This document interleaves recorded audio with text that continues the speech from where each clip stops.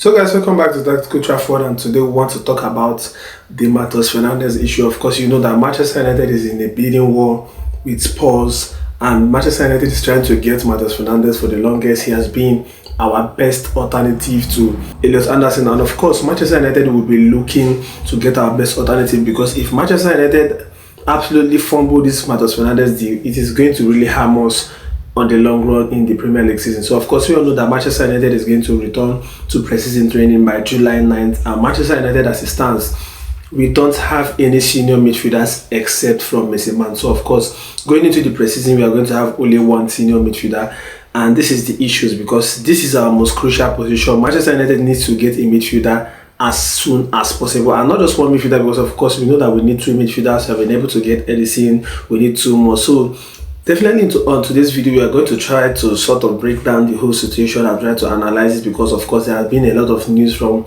a lot of sources, a lot of outlets about how Manchester United can be able to get Matheus Fernandes, and Spurs are leading the race, Manchester United are leading the race. It is going to be an open race. So let's just sort of try to analyze and try to calm our nerves and try to make sure that we get the details of this news. But before we get into the details, I want you guys to quickly like, to share, to subscribe to Tactical Trafford, as we'll keep making more transfer videos. So of course, I strongly believe that if a player wants to come to a club, I don't think he needs to be forced. I don't think we need to do much, because I think this same situation happened with Benjamin Sesko when there was Arsenal and Newcastle. It happened with Brian Mbeumo. There was Spurs and Chelsea. It happened with Mateus. There was a lot of suitors, but they actually chose Manchester United. They actually made it clear to their agent that they wanted Manchester United. And I feel that if Matheus Fernandes wants to come to Manchester United, it is as simple as that. He just has to tell Jorge Mendes that he wants to come to Manchester United, because there is no need beating around the bush. There is no need being open to United and being to Spurs. That means you don't even know where you want to go as a player. So it is as simple as possible. Do you want to go to Spurs, or do you want to go to Manchester United? There is no point trying to raise funds for West Ham United. That is not your responsibility.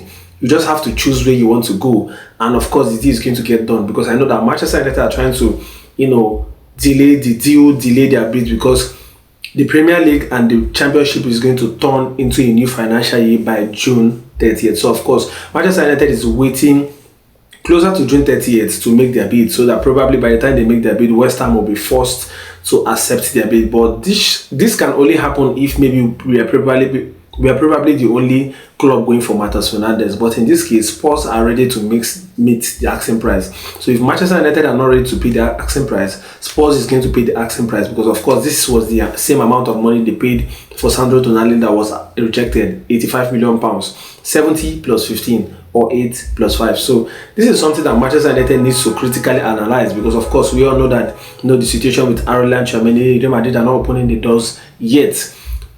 You don't know if Alex Scott is also going to be sold, because Bournemouth are also in Europe. So I think in this whole situation, we need to be very, very critical, because if we miss out on Matheus Fernandes, there is a huge probability that, of course, you already know that we are getting a plan B in Matheus Fernandes, because of course our plan A has always been Elliot Anderson, and now we are already getting a plan B.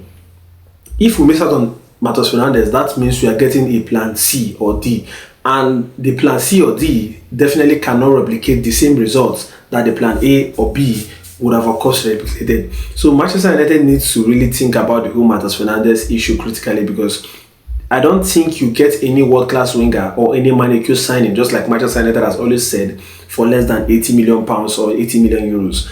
The transfer fee must be between 70 to 80 million euros. It is impossible to buy any good midfielder for a very, probably relatively low price. Manchester United need to actually realize that for you to be ambitious, for you to win the league, for you to compete in the Champions League, for you to compete in every competition, you definitely have to spend money. Every club have done that, and we need to also do that. So with the Matheus Fernandes situation, I feel if he really wants to come to Manchester United, and if he said Bruno is his idol, he wants to play in Old Trafford, I feel he's going to make it clear and say, I want to come to Manchester United, and then we are going to seal the deal. But if he's opening doors to multiple clubs, that means he should not be a priority for Manchester United, because in as much as I want him, in as much as we have spoken about him in the channel, his characteristics, strengths and weaknesses, how he's going to tactically fit into Manchester United, we have spoken about Matheus Fernandes, and also in the coming days, if Manchester United also decides to sign him, we are going to make a video analyzing his data percentile. But let's leave that for now, because of course he might end up in Spurs.